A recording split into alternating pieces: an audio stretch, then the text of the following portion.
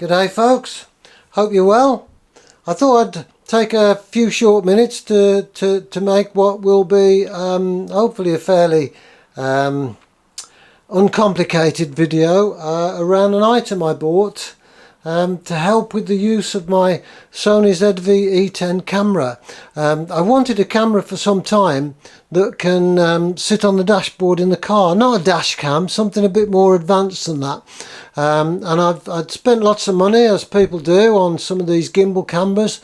Ended up sending it back. It was a complete nightmare. And I wish I'd read some of the reviews in a little bit more detail before I bought it, but never mind. This I spotted as an alternative, a suction cup.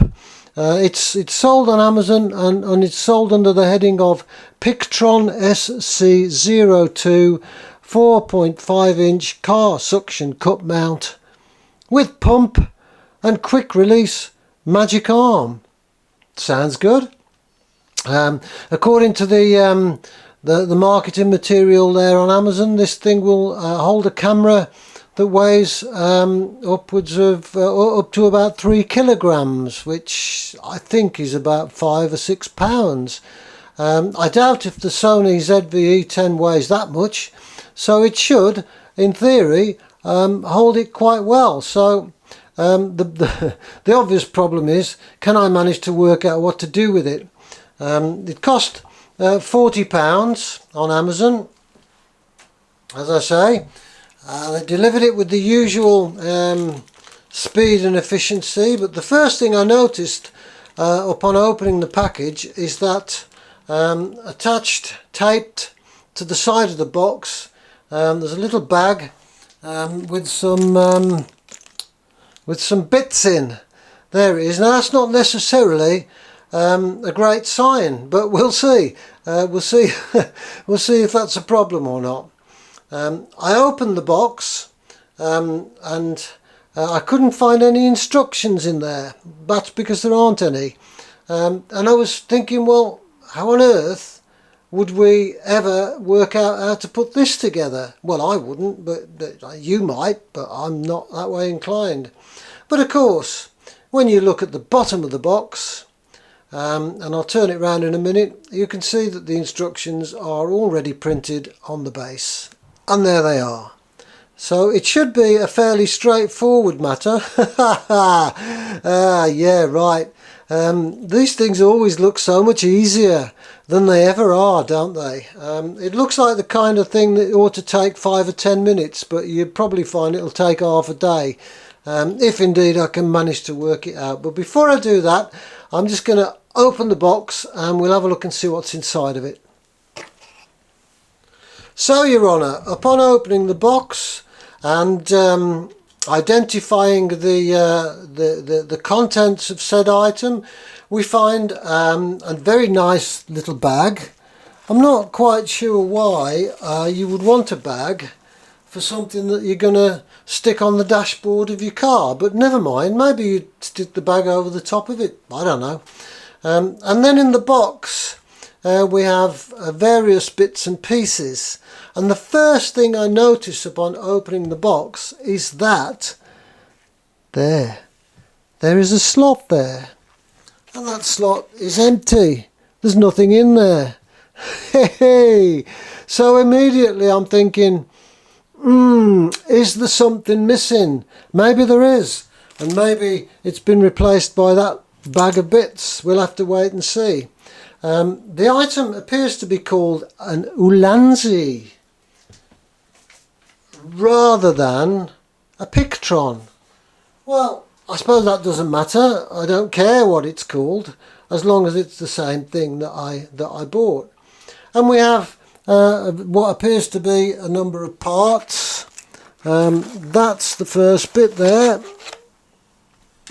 I'm getting that out, and that would appear to be the suction cup, and that feels like it's quite substantial, to be honest. So we'll have a look and see what that does.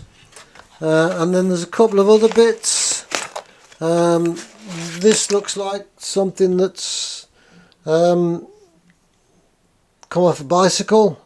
I have absolutely no idea what to do with it. I shall spend some time looking at the instructions on the base of the box. This bit I know what it is. Oh yeah, an Allen key. I mean, like, always a handy thing to have. So that's obviously going to come in useful.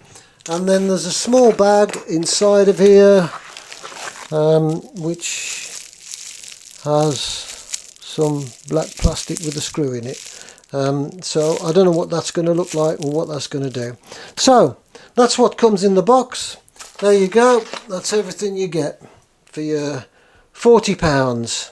Well, £39.99 to be exact. I wish they wouldn't do that.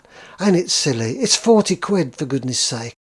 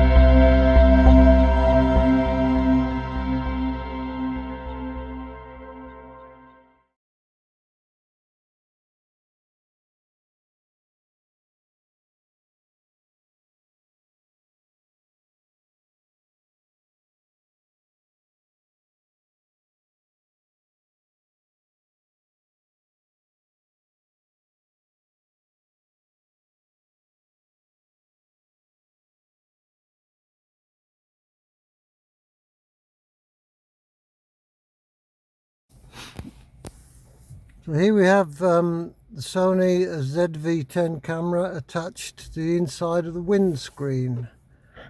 of the car, which is where I want it to be.